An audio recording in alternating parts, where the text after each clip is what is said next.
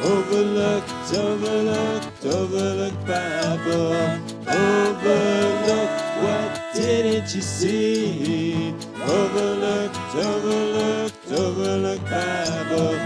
Look a little closer to solve the mystery. To solve the mystery.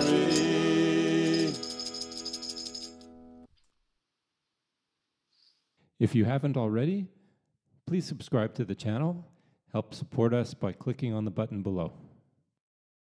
If you'd like to be a full or partial sponsor of the Overlooked Bible, please follow the link below or go to Go Get Funding and put in Overlooked Bible. Thanks.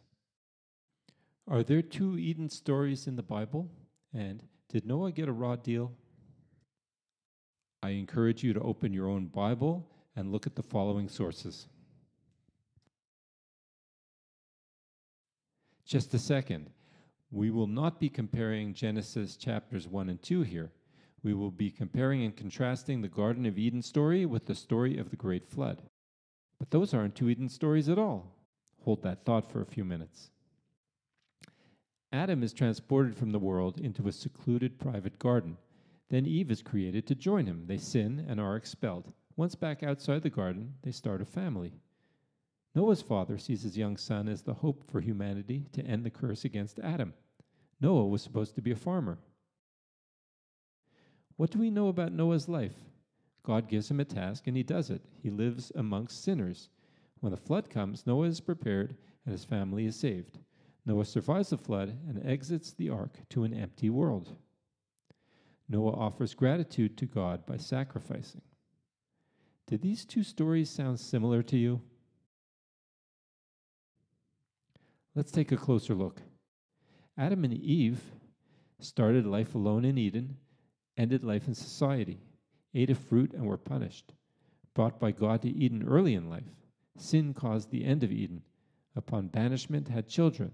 Punishment was to farm, and Adam means earth.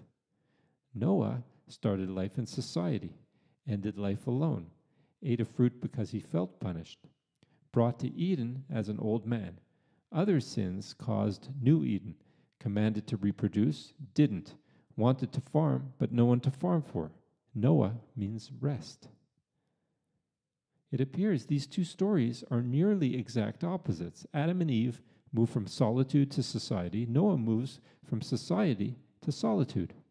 In both stories, a fruit brings about sin, the unnamed fruit from the prohibited tree in Eden, and when Noah exits the ark, he plants grapes and gets drunk. Beware of fruit. God reboots, creating a new Eden for Noah and his family. Adam and Eve's isolation in Eden ends with their sin. Noah's isolation begins with the sins of everyone else. Adam and Eve start a family upon their banishment.